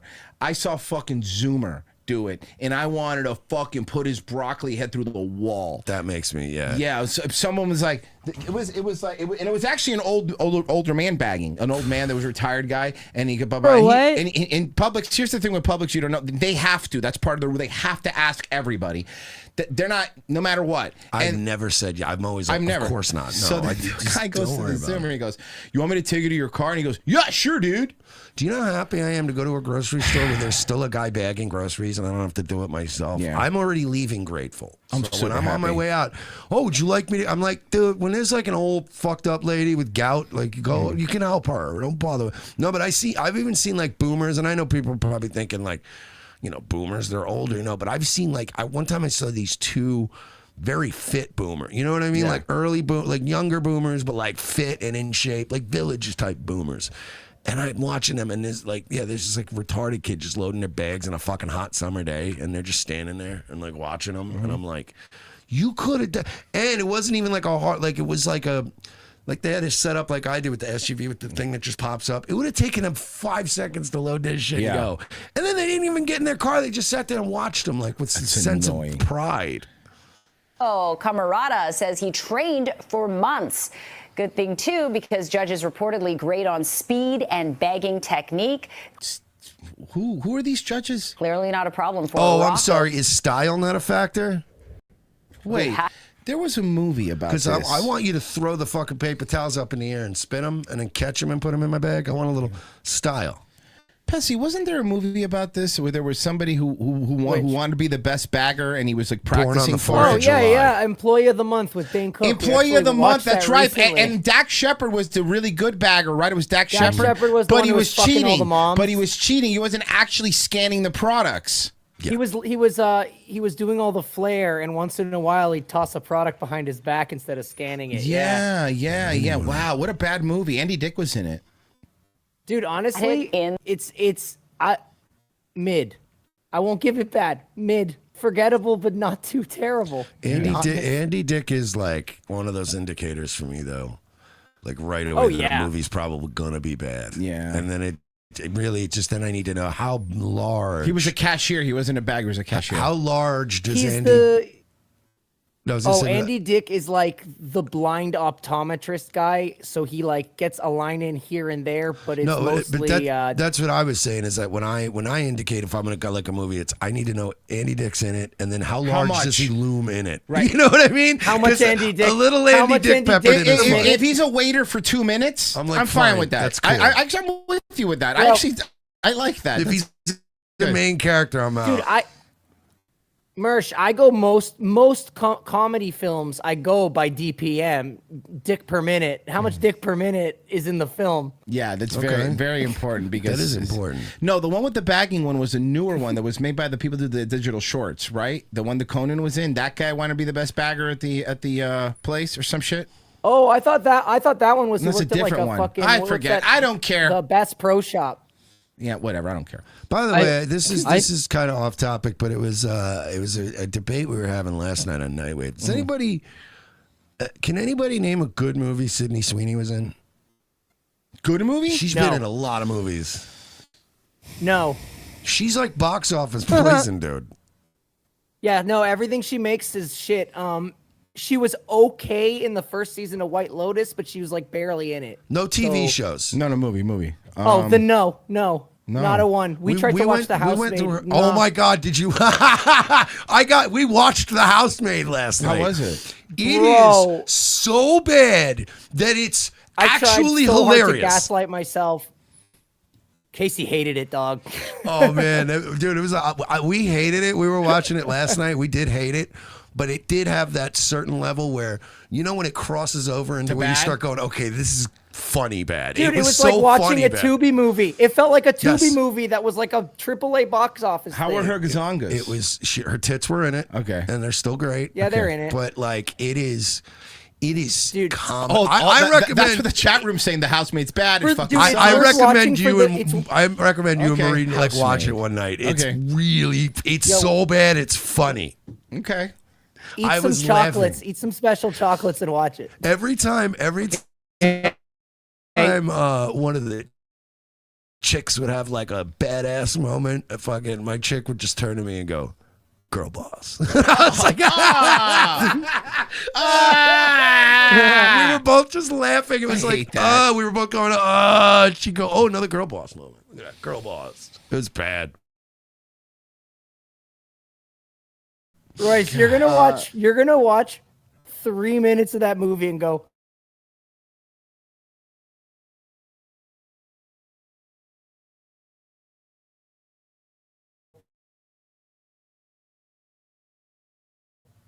it's the man. The man's the bad guy. I know it's the man. Yeah, it's it's gotta one be of the those. man. It's the man.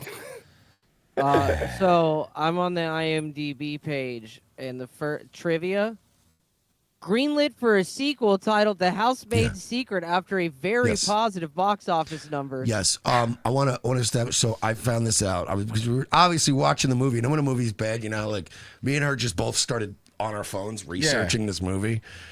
Screenplay written by a woman. Nice. Based on a series of books written by a woman. Nice. Directed by Paul Feig. Yeah. Oh, I hate him. Let's go. Oh, he sucks. He sucks. Let's go. Wait, like that's female Ghostbusters guy, right? Yup. Yeah. Yeah, Royce, it is. it's the Yeah, it is. It is. Mersh will agree with me. I like to It's call the him Aaron most Borkin. Dude, Aaron that's Borkin. fire funny. Thank you. Dude, it is the most expensive Lifetime movie you will ever watch. It really is like a high budget Lifetime movie. It's fucking. It's just. Bro, The main chick, the chick. Okay. Swally said, me and the wife from watched. Mean Girls is good. Swally said, me and the wife watched it, and we thought the guy was a good guy. Hold on, here's the trailer. I've never seen the trailer. Hold on. This is bad. Oh, Sabrina Carpenter Trailer Core. Sabrina Carpenter Trailer Core.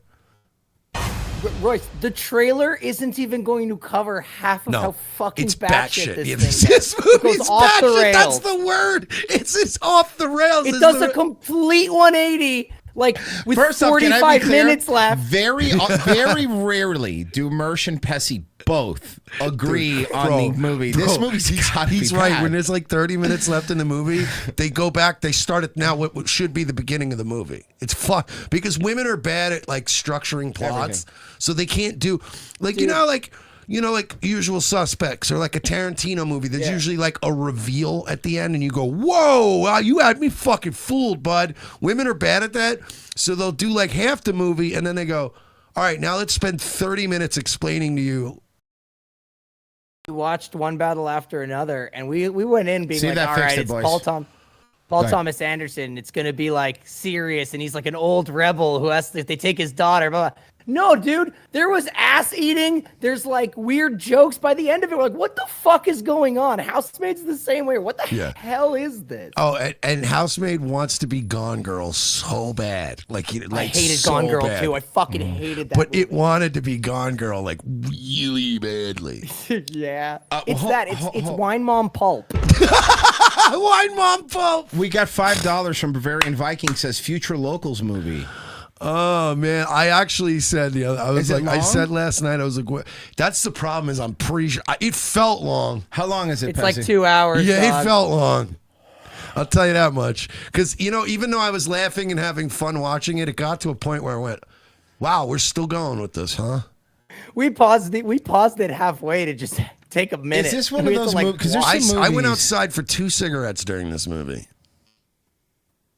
Oh, Royce, are you about to ask if it feels like 4 hours? Yes. No, I was gonna say there's certain movies where, like, yeah, I treat them like TV shows. If they're too long, like, I'll watch them in pieces. I had dinner and ice cream and 2 cigarettes during this movie. That's how long it is.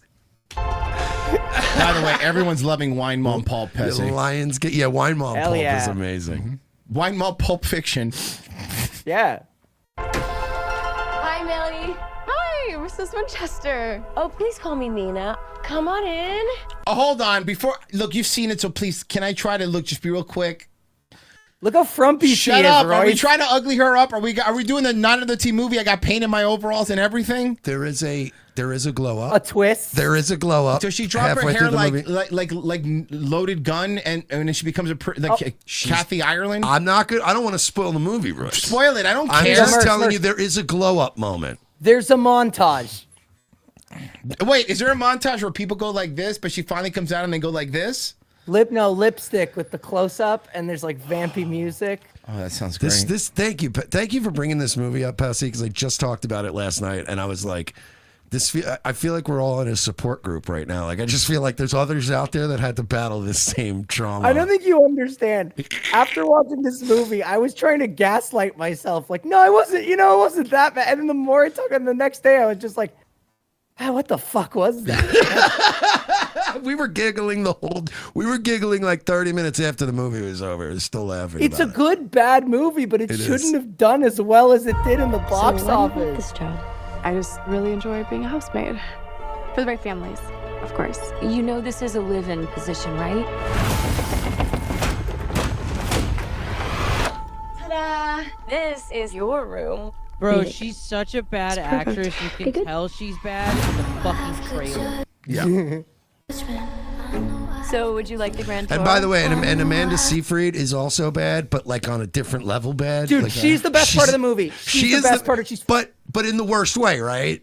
Yeah. It's bad, but she's so bad that it becomes like Amanda Seyfried is she the like hero. cartoonishly evil, or yes, it's insane. Yeah, Royce, it's cartoonish is the best Royce, word it's for like it. that shit where it's just like, I'm so excited for you to be my new housemaid. so one of those. And then I die.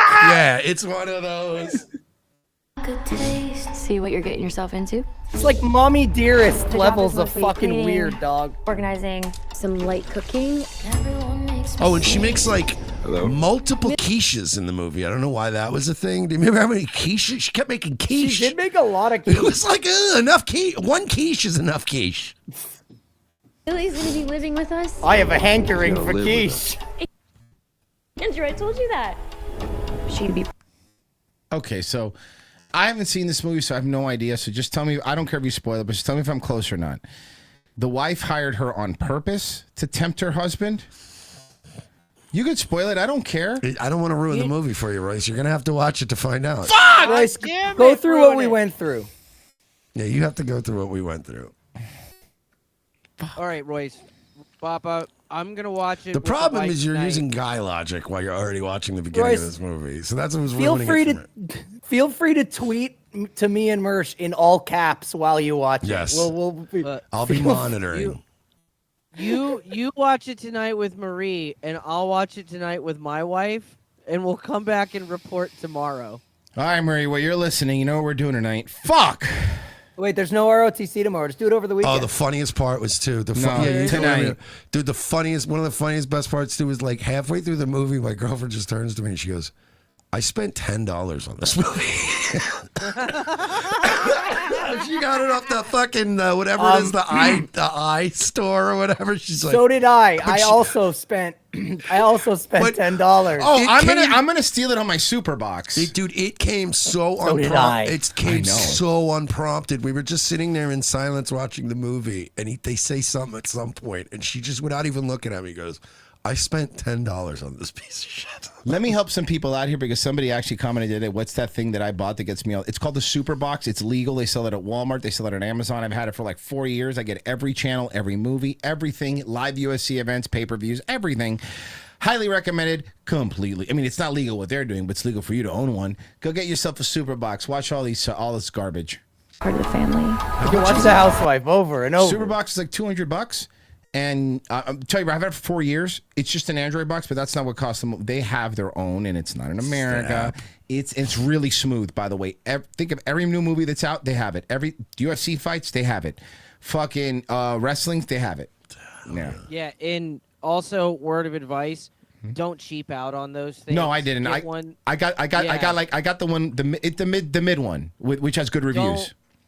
Don't get a cheap one because fucking they'll put those things in there and it's basically like a fucking Raspberry Pi. You cannot stream movies over that. Don't even try. Search for Superbox Official, I think is their website. Anyone on their list is the one anyone is fine on their list that they make is fine to get. I'll tell you that. I want you to feel safe here. I do. Theodore. Someone says, do you have one for each TV? I only watch TV on one TV, if I'm being honest with you. I have a TV in my bedroom, but I haven't turned that thing on in like a year. So, no, I only have it in one TV. Saver. I don't know what I do. But it's super, by the way, it's like this little, you could just move it to another TV. Without you. Unless you're like Ricky Bobby in Talladega Nights where you have the TV and the radio at the same time because you like to party. He likes to party. He likes to party. Millie.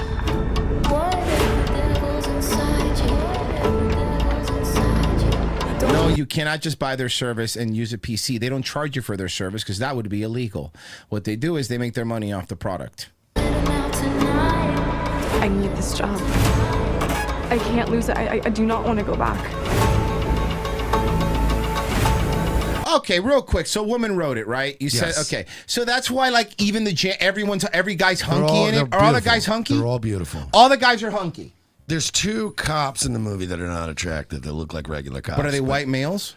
One white, one black. The classic. Oh, the classic of pairing. Of course. Space Ice brought that up the other day. He was watching one of those 80s movies where like the gang was all mixed race. He goes, and then Jean-Claude Van Damme interacts with a gang that would never be together in real life. Yeah, never. Yeah. Oh, an Asian guy, a black guy, and a Jewish guy in a gang? And they're all dressed like cyberpunks. Yes, exactly. Remember in the 80s, that's what we thought future gangs would be. Like they're just like the Warriors. It turned out, no, gangs stay pretty much the same. They're broken down by race and in some cases down by neighborhood. That's pretty much how it works. Dude, I forgot what place I walked into today. It was a store, and there was an older black guy still rocking the sagging pants, which is something that they don't really rock as much anymore. And I'm talking about, remember old school merch sagging pants with and one shorts underneath? Of course. The whole vibe. And I'm like, man, you never changed, dude. I don't want to. Is that a. What? Is that Dollhouse? It's a dollhouse. Let me guess. Is the dollhouse going to be used as some sort of metaphor for their life? And you're going to find out that the husband has a secret past where he's done this before? Am I getting close? Can you at least say I'm getting close? I don't want to spoil it. Fuck! Just spoil it! For the love of God! No, I am putting the gun against my head like fucking Walter White and saying, just pull the trigger. Royce, just it's pull not about the trigger! It's not about the destination. It's about the journey. Fuck the journey! I'm a Star Trek guy. I want teleporters. I don't want a journey. I don't read books, or as I call them, brain movies. The Last Dusker says, it's 2 hours and 11 minutes long. Oh my God, and 11 minutes? Yeah, and those 11 minutes matter. It should be a locals watch. Fuck off, man.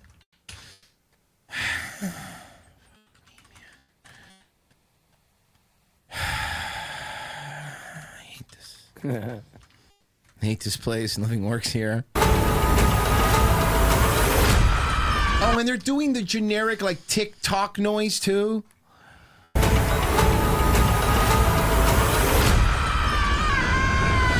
All I'm asking, baby. Discover what lies. Women, by the way, ladies, and I hate to do this to you, right? But, like, there's the cops. You only think you're clever. Mm-hmm. Like sweat on a hot summer sidewalk. See, I told you, glow up. There's a glow up moment. Yeah, there's like. By the way, can I point something out here before I'm 145? Okay, I'm gonna point something out. This is why these movies fucking suck for a plethora of reasons. Even here, I could tell she's very attractive. Yeah. Like, even look, if I had no idea who Sydney Sweeney was, and this popped up, she was a reporter She's from LA. every hot chick that's just got home from her restaurant job. Bro, if this is one that popped up as a reporter in LA, Mercer would be like, all right, she's hot, all right. Come on. She looks like she literally that works in a law office or like works at like a Buffalo Wild Wings and is just a hot chick and she's home and it's been a long day. It's like a shower and a different outfit. She's going to be fucking a knockout. You're not going to hide that. Mm-hmm.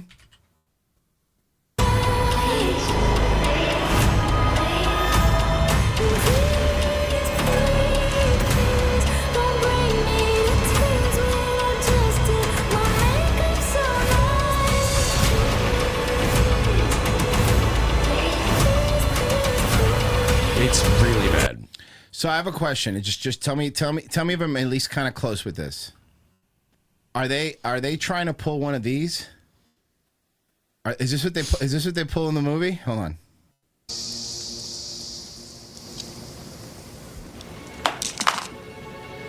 May I change before I go? Sure.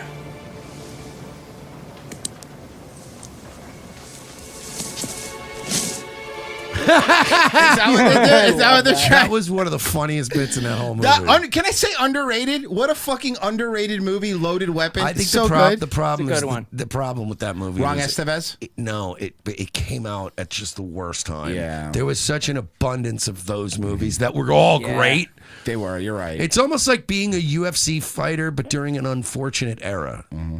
Where it's like, you know what I mean? You could be in certain eras where there's, hey, you know, the light heavyweight division's a little weak right now. Or you could live during like the George St. Pierre, Chuck Liddell, like Brock Lesnar era. Yeah, where you're like, oh, I'm fucked. You know how many world-class guys, if they were just born a little bit earlier or a little bit later, would be legends? But you're like, every next fight coming up, you're like, Jesus Christ, Frank Mir?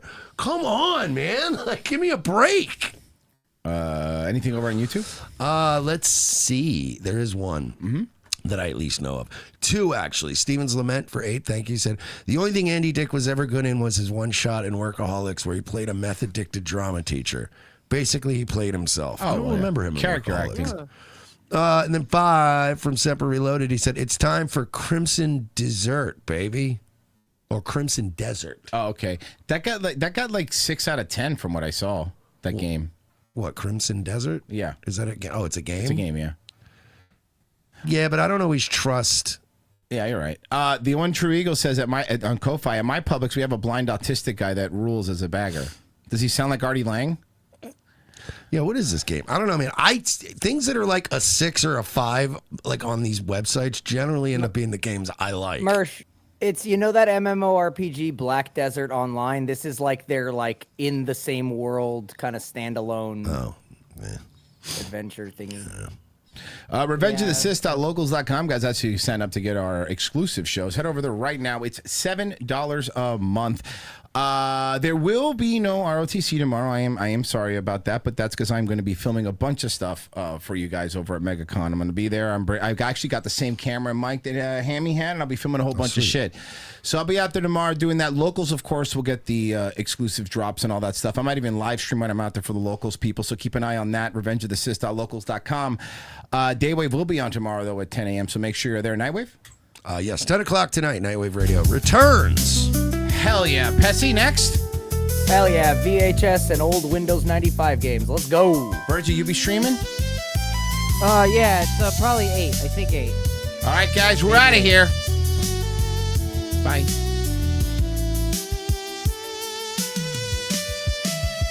These fucking WWE stupid covers, so stupid. I love it. It's also because the photo is the Undertaker.